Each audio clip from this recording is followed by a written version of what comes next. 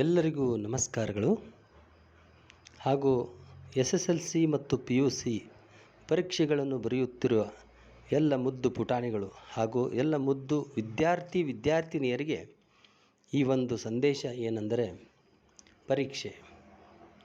ಈಗ ಪರೀಕ್ಷೆ ಬರ್ತಾ ಇದ್ದಾವೆ ಮುದ್ದು ಮಕ್ಕಳ. ಏನು ಪರೀಕ್ಷೆ ಅಂದರೆ ಏನು ಟಫ್ ಇಲ್ಲ. ಓಕೆ, ಪರೀಕ್ಷೆ ನೋಡ್ರಿ, ಎಕ್ಸಾಮ್.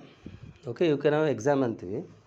ಈ ಪರೀಕ್ಷೆ ನಾವು ಯಾವ ರೀತಿ ಬರಿಬೇಕಪ್ಪ ಅಂತಂದರೆ, ಈಗ ಒಂದು ವರ್ಷವಿಡೀ ಏನು ಓದಿರ್ತಿರಲ್ಲ, ಅದೇ ನಾಲೆಜನ್ನು ತೆಗೆದುಬಿಟ್ಟು ಈಗ ನಾವೇನು ಎಕ್ಸಾಮ್ ಟೈಮ್ನಾಗ ಓದ್ತೀವಲ್ಲ ರೀ, ಅದನ್ನು ನಾವು ರೀಕ್ಯಾಪಿಚುಲೇಷನ್ ಮಾಡ್ಕೋಬೇಕು, ಅಂದರೆ ರಿವಿಷನ್ ಮಾಡ್ಕೋಬೇಕು. ಓಕೆ, ಈ ಒಂದು ಸಂದೇಶವನ್ನು ಹೇಳ್ತಾ ಇದ್ದೀನಿ.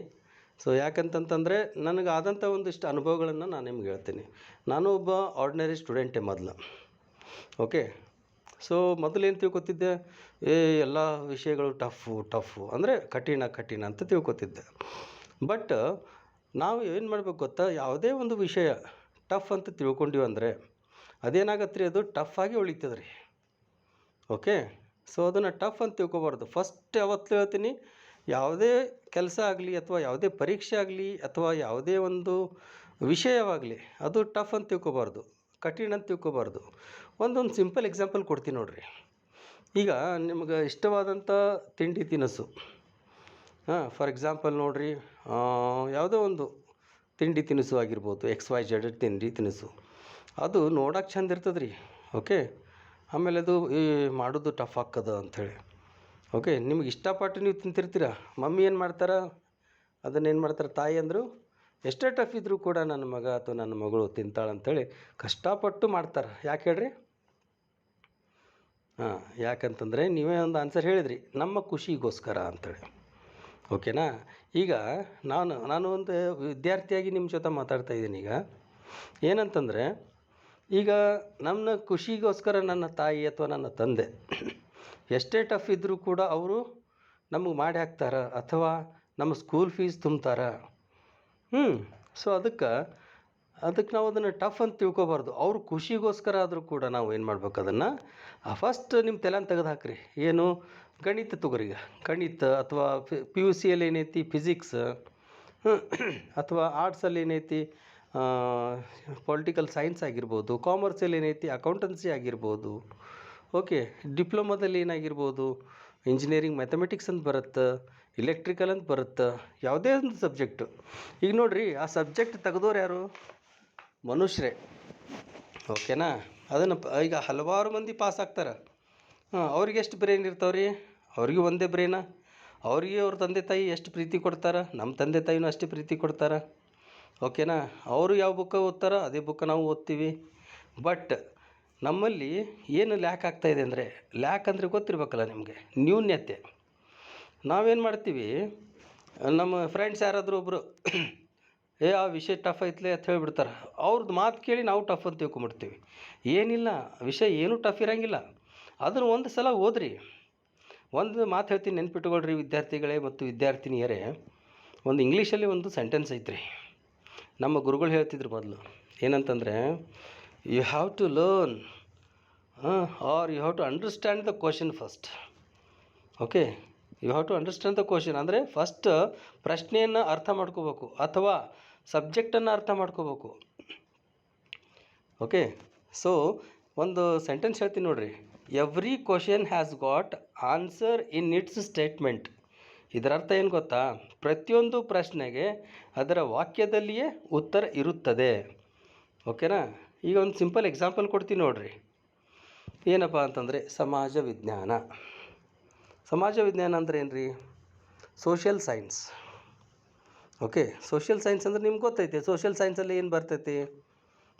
ಜಾಗ್ರಫಿ ಬರ್ತೈತಿ, ಹಿಸ್ಟ್ರಿ ಬರ್ತೈತಿ, ಎಲ್ಲ ಬರ್ತೈತಿ. ಓಕೆ, ಇತಿಹಾಸ ಬರ್ತೈತಿ. ಓಕೆನಾ? ಫಸ್ಟ್ ಇತಿಹಾಸ ಅಂದರೆ ಏನಂತ ತಿಳ್ಕೊಬೇಕು ನಾವು. ಇತಿಹಾಸ ಅಂತಂದ್ರೆ ಜಸ್ಟ್ ನೀವು ಮೆಲ್ಲಗೆ ಹಾಕೋರಿ. ಯಾವಾಗಲೂ ಓದುವಾಗ ಒಂದು ರೂಢಿ ಇಟ್ಕೋರಿ. ಏನಂತಂದರೆ ವಿಜುವಲೈಸೇಷನ್ ಮಾಡ್ಬೇಕು ನಾವು. ವಿಜುವಲೈಸೇಷನ್ ಅಂದರೆ ಒಂದು ಸಿಂಪಲ್ ಎಕ್ಸಾಂಪಲ್ ಕೊಡ್ತೀನಿ ನೋಡಿರಿ. ನಿಮ್ಗೆ ಇಷ್ಟವಾದಂಥ ಗೇಮ್ ಯಾರೇ ಆಗಿರ್ಬೋದು ಅಥವಾ ಇಷ್ಟವಾದಂಥ ಒಂದು ಮೂವಿ ಅಂದರೆ ಒಂದು ಚಲನಚಿತ್ರ ಆಗಿರ್ಬೋದು, ಅದನ್ನು ನೀವು ಇಷ್ಟಪಟ್ಟು ನೋಡ್ತಿರ್ತೀರ. ಅದನ್ನು 10 ವರ್ಷ ಬಿಟ್ಟು ಕೇಳಿದ್ರೆ ಅದರದ್ದು ಸ್ಟೋರಿ ಹೇಳ್ತೀರಿ ನೀವು. ಅದೇ ರೀತಿ ನಾವೇನು ಮಾಡಬೇಕು, ಓದುವಾಗಾದರೂ ಕೂಡ ಫಸ್ಟ್ ಬುಕ್ಕಿನ ಹೆಸರು ನೋಡಬೇಕು ನಾವು. ಬುಕ್ಕಿನ ಹೆಸರು ಫಾರ್ ಎಕ್ಸಾಂಪಲ್ ನೋಡಿರಿ, ಈಗ ಸೈನ್ಸೇ ತೊಗೋತೀನಿ ನಾನು, ವಿಜ್ಞಾನದಲ್ಲಿ ಏನು ಬರ್ತದೆ ರೀ, ನಾವೆಲ್ಲ ಈಗ ನೋಡ್ತಾ ಇರ್ತೀವಿ. ನಮ್ಮ ಸುತ್ತಮುತ್ತಲು ಆಗೋದೇ ವಿಜ್ಞಾನ. ಗಾಳಿ ಬಗ್ಗೆ ನಮಗೆ ಗೊತ್ತೈತಿ, ಓಕೆನಾ. ಸೊ ಗಾಳಿ ನಮಗೆ ಕಣ್ಣಿಗೆ ಕಾಣಿಸಂಗಿಲ್ಲ, ಗಾಳಿಯಿಂದನೇ ಎಷ್ಟು ಉಪಯುಕ್ತ ಐತಿ, ಅದ್ರ ಬಗ್ಗೆ ಒಂದಿಷ್ಟು ಫಾರ್ಮುಲಾ ಇರ್ತಾವೆ, ಅದ್ರ ಬಗ್ಗೆ ಒಂದಿಷ್ಟು ಸ್ಟ್ಯಾಂಡರ್ಡ್ ಇದು ಇರ್ತಾವೆ, ಓಕೆನಾ. ಸೊ ಅದನ್ನು ನಾವು ಆಸ್ವಾದಿಸ್ಕೋತ, ಅಂದ್ರೆ ಅದನ್ನು ನಾವು ಫೀಲ್ ಮಾಡ್ಕೊತ ನಾವು ಕಲಿಬೇಕು. ಈಗ ಗಣಿತ, ಓಕೆ, ಗಣಿತ ಏನು ರೀ ಇದು, ಅವೇ 0+1 1+1 ಅದೇ ಬರುತ್ತೆ. ಆಮೇಲೆ ಒಂದಿಷ್ಟು ಫಾರ್ಮುಲಾಸ್ ಬರ್ತಾವೆ. ನನಗೆ ನೋಡಿರಿ A+B² ಅದನ್ನು ಬೈಪಟ್ ಮಾಡ್ಬೇಕಂದ್ರೆ ಭಾಳ ಅಂದ್ರೆ ಭಾಳ ತೊಂದರೆ ಆಗಿತ್ತು. ಸಿಂಪಲ್ ರೀ ಇದು, ಈಗಿನ ಜನ್ರೇಷನ್ದವ್ರಿಗೆ ಏನೈತಲ್ಲ ಭಾಳ ಸಿಂಪಲ್ ಇದು. A² + B² + 2AB, ಓಕೆನಾ. ಸೊ ಬ್ರ್ಯಾಕೆಟಲ್ಲಿ A + B² ಅಂತ ಇರುತ್ತೆ. ಅದನ್ನೇನು ಮಾಡ್ತಾನವ, ಮ್ಯಾಗಿಂದ 2 A ಇಡ್ತಾನೆ, ಮತ್ತು ಮ್ಯಾಗಿಂದ 2 B ಇಡ್ತಾನೆ, ಮತ್ತು ಮ್ಯಾಗಿಂದ 2 ತೊಗೊಂಡು +2AB ಇಡ್ತಾನೆ. ಸೊ ಇದನ್ನು ಪ್ರಾಕ್ಟಿಕಲಾಗಿ ನೀವು ಕಲಿಬೇಕು, ಓಕೆನಾ. ಇದು ಒಂದು ಎಕ್ಸಾಂಪಲ್. ಆಗಲೇ ಹೇಳಿದೆ ನಿಮಗೆ ನಾನು, ಏನು, ಪ್ರತಿಯೊಂದು ಪ್ರಶ್ನೆಗೆ ಅದರ ವಾಕ್ಯದಲ್ಲಿಯೇ ಉತ್ತರ ಇರುತ್ತದೆ.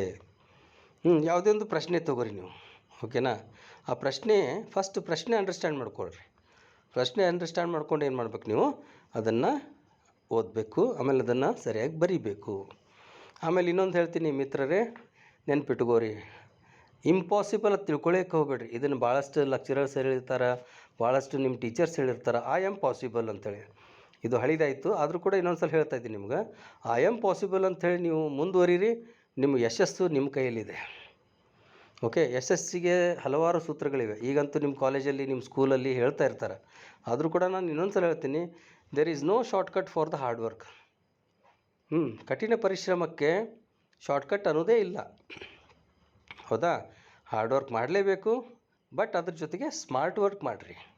ಸ್ಮಾರ್ಟ್ ವರ್ಕ್ ಅಂದರೆ ಏನು ಗೊತ್ತಾ, ಇಷ್ಟೊತ್ತನ ಹೇಳಿದ್ನಲ್ಲ ನಿಮ್ಗೆ, ಬುಕ್ಕನ್ನು ಪ್ರೀತಿಸಿರಿ, ಆಮೇಲೆ ನಿಮ್ಮ ಯಶಸ್ಸನ್ನು ಪ್ರೀತಿಸಿರಿ, ನಿಮ್ಮನ್ನು ನೀವು ಪ್ರೀತಿಸ್ಕೋರಿ, ಆಮೇಲೆ ನಿಮ್ಮ ತಂದೆ ತಾಯಿಯನ್ನು ಪ್ರೀತಿಸ್ರಿ, ಓಕೆನಾ.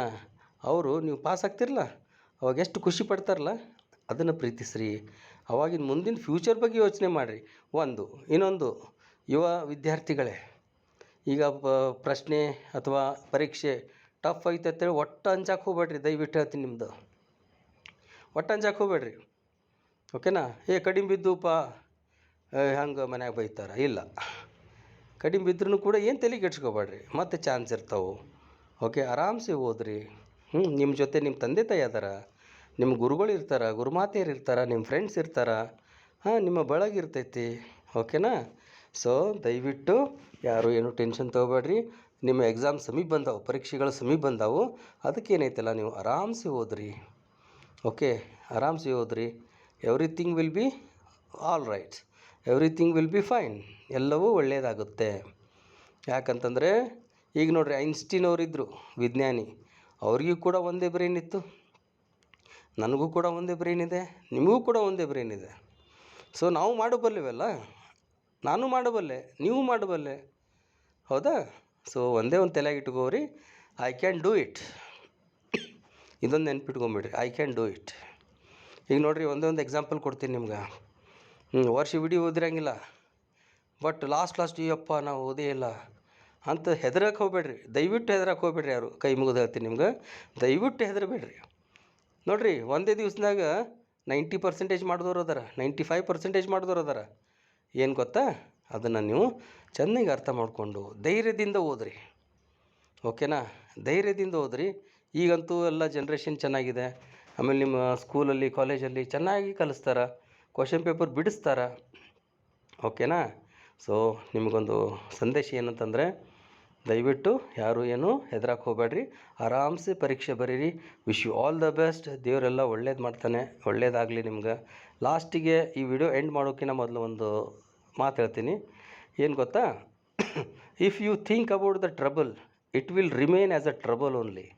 If you don't think and get the solution and solve it, then it will go away from you as a water bubble. ಇದರ ಅರ್ಥ ಏನು ಗೊತ್ತಾ, ಯಾವುದೇ ಒಂದು ಟ್ರಬಲ್ ಅಂದರೆ ಒಂದು ಸಂಕಷ್ಟ. ಅದ್ರ ಬಗ್ಗೆ ನೀವು ಚಿಂತೆ ಮಾಡ್ಕೋತ ಕೂತ್ರಿ ಅಂದ್ರೆ ಏನಾಗುತ್ತೆ, ಅದು ಚಿಂತೆನೇ ಆಗಿ ಉಳಿತೈತಿ ಮತ್ತು ಸಂಕಷ್ಟ ಆಗಿ ಉಳಿತೈತಿ. ಅದ್ರ ಬಗ್ಗೆ ಥಿಂಕ್ ಮಾಡೋದು ಬಿಡ್ರಿ. ಅದ್ರ ಬಗ್ಗೆ ಥಿಂಕ್ ಮಾಡೋದು ಬಿಟ್ಟು ಮಮ್ಮಿ ಪಪ್ಪನ ಜೊತೆ ಅಥವಾ ಹಿರಿಯರ ಜೊತೆ ಕೂತು ಡಿಸ್ಕಷನ್ ಮಾಡಿರಿ. ಡಿಸ್ಕಷನ್ ಮಾಡಿಬಿಟ್ಟು ಅದ್ರ ಬಗ್ಗೆ ಪರಿಹಾರ ಕಂಡುಕೊಳ್ರಿ. ಅದೇನಾಗುತ್ತೆ, ಇಂಗ್ಲೀಷ್ನಾಗ ಹೇಳಿದ್ನಲ್ಲ ನಾಗಳೆ, it will go away from you as a water bubble. ಅಂದರೆ ನೀರಿನ ಮ್ಯಾಗಿನ ಗುಳಿ ಥರ ಅದು ನಮ್ಮ ಸಂಕಷ್ಟ ದೂರ ಆಗುತ್ತೆ. ಓಕೆ, ಆದಷ್ಟು ಏನು ಮಾಡಿರಿ ವಿದ್ಯಾರ್ಥಿಗಳೇ ಮತ್ತು ವಿದ್ಯಾರ್ಥಿನಿಯರೇ, ನಿಮಗೇನೇ ಸಂಕಷ್ಟ ಬಂದರು ಅಥವಾ ನಿಮಗೇನೇ ಕಷ್ಟ ಬಂದರು, ಸ್ಕೂಲಲ್ಲೆಲ್ಲ ಏನಾದರೂ ತೊಂದರೆ ಇದ್ದರೆ ತಂದೆ ತಾಯಿ ಮುಂದೆ ಹೇಳ್ರಿ ಅಥವಾ ನಿಮ್ಮ ಒಳ್ಳೆಯ ಟೀಚರ್ ಅವ್ರ ಮುಂದೆ ಹೇಳ್ರಿ.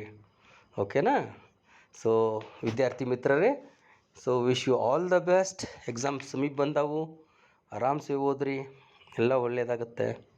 Okay, wish you all the best once again. Good night.